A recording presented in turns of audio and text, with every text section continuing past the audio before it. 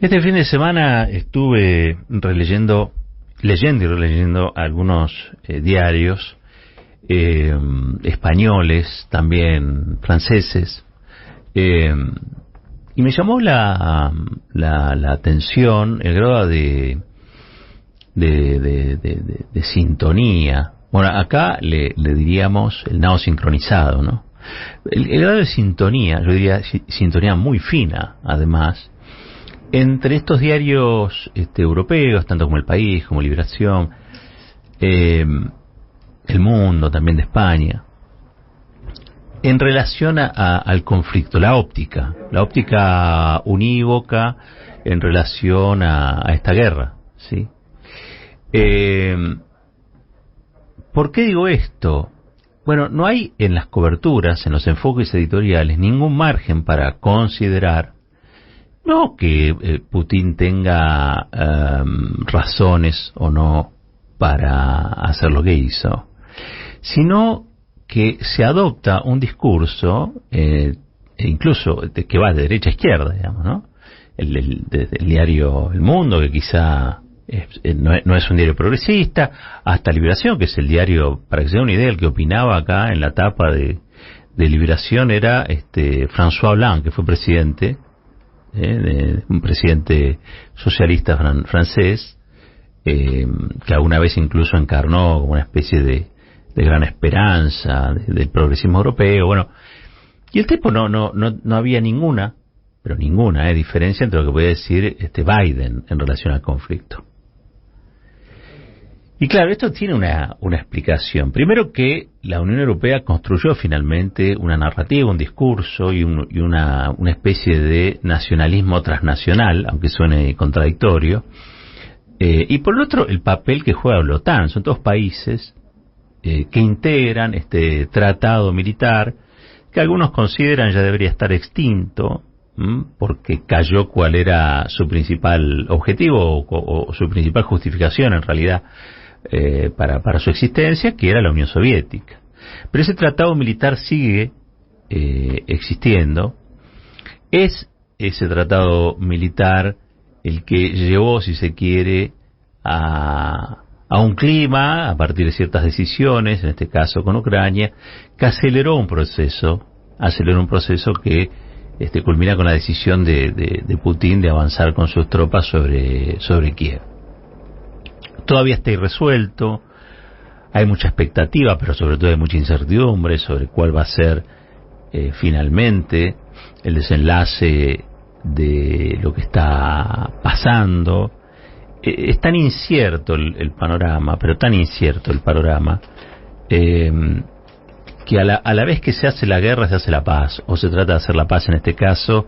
Hace un ratito nomás está empezando una reunión, en este caso en Belarus, en Bielorrusia, entre los ucranianos y los rusos, pero a la vez hay combates, y a la vez Putin decidió poner en alerta a todo el sistema nuclear, ¿sí? Para la guerra.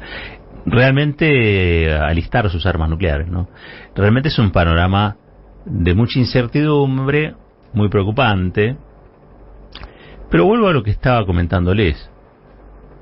Uno sabe que en toda guerra se sacrifica la verdad como primera víctima.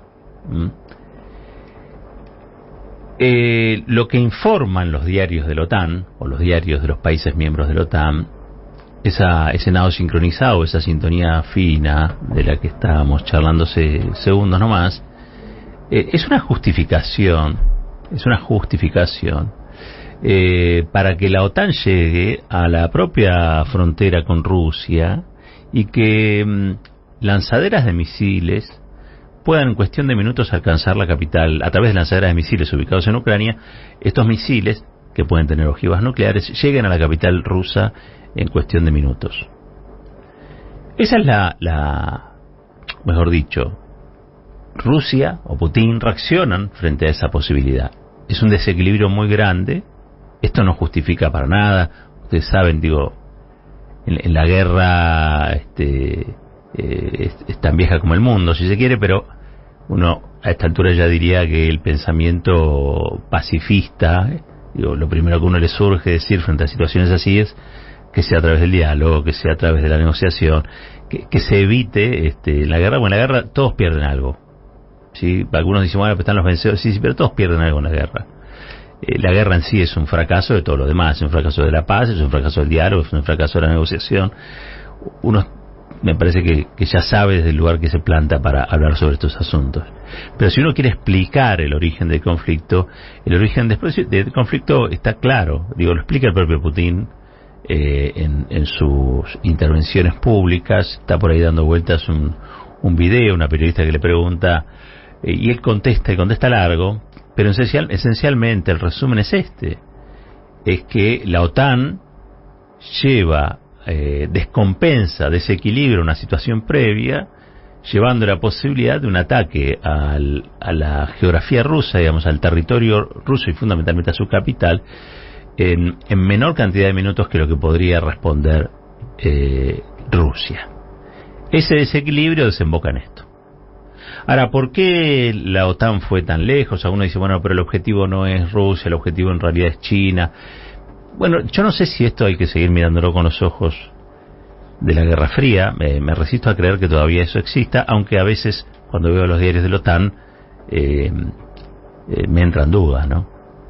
Porque esos mismos diarios hacen hora tras hora de Vladimir Putin una suerte de pequeño Hitler, de gran Hitler, de Hitler moderno. Una falsificación histórica, ¿no? Ustedes lo saben a esta altura, como oyentes del Destape, digamos. Una gran falsificación histórica. Fue precisamente el ejército ruso el primero en entrar en Berlín, fue el primero en llegar al búnker donde estaba Hitler, fue el que entró a Berlín incluso antes que el ejército aliado, la fuerza multinacional aliada. Pero no importa, porque los diarios de la OTAN insisten en demonizar a esta figura que ejerce, si se quiere, en su sociedad con China, un contrapeso evidente, ¿sí?, en materia internacional, sin, insisto, recrear ninguna de las cosas vigentes durante el formato de la Guerra Fría, porque el mundo es muy otro, es muy distinto a ese. Dicho el papel que ejercen los diarios de la OTAN, que es justificar a través de una toma de partido abierta por Ucrania en contra de Rusia, digamos, ¿no? Justificar lo que podría llegar a ser una intervención de la fuerza multinacional atacando Rusia, por ejemplo. Uno se fija en los diarios de la Argentina.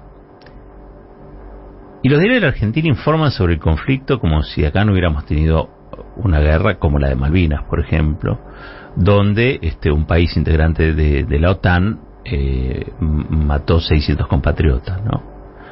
En el marco de una guerra, obviamente, que desató una dictadura, que no es reivindicable, pero así como no es reivindicable Galtieri, tampoco es reivindicable la OTAN.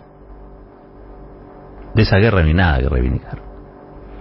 Y sin embargo el enfoque que hacen los diarios como Clarín o La Nación son enfoques muy parecidos a los diarios que yo antes les mencioné, Liberación o El País o El Mundo, donde pareciera que no hay una alternativa a la visión del Departamento de Estado a las cosas que ocurren y que suceden. Así como lo plantean desde Juntos por el Cambio, ¿no?, que quieren hacer marchas. Creo que Patricia Bullrich quiere ir a Ucrania. Se embanderan con Ucrania porque es la manera de decir somos de la OTAN.